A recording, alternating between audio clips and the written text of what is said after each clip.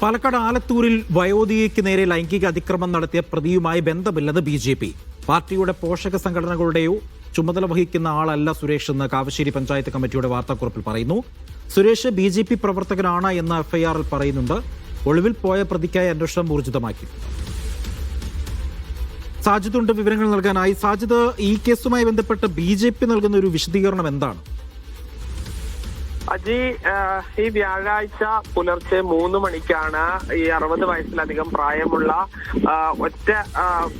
ഒറ്റയ്ക്ക് താമസിക്കുന്ന വയോധികയുടെ വീട്ടിലേക്ക് അതിക്രമിച്ച് കയറി പീഡിപ്പിക്കാൻ ശ്രമിച്ചത്. ഈ വയോധിക ബഹളം വെച്ചതിനെ തുടർന്ന് സുരേഷ് എന്ന BJP പ്രവർത്തകൻ ഓടി രക്ഷപ്പെടുകയാണ്. ഇയാൾ ഇപ്പോഴും ഒളിവിലാണ്.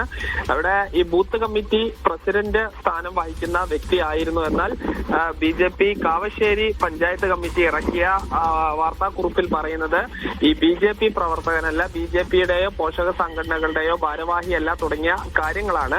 എന്തായാലും സമീപകാലത്ത് പാലക്കാട് ജില്ലയിൽ നടന്ന ഇത്തരം നിരവധി കേസുകളിൽ, അത് ഈ ക്രിസ്മസ് കരോൾ സംഘത്തെ ആക്രമിച്ച കേസാണെങ്കിലും വാളയാറിലെ ആൾക്കൂട്ട മർദ്ദനമാണെങ്കിലും അടക്കം ഇങ്ങനത്തെ എല്ലാ കേസിലും RSS BJP പ്രവർത്തകർക്ക് പങ്കുണ്ട്. എന്നാൽ ഇതെല്ലാം തന്നെ BJP നേതൃത്വം നിഷേധിക്കുന്ന ഒരു കാഴ്ചയാണ് കാണുന്നത്.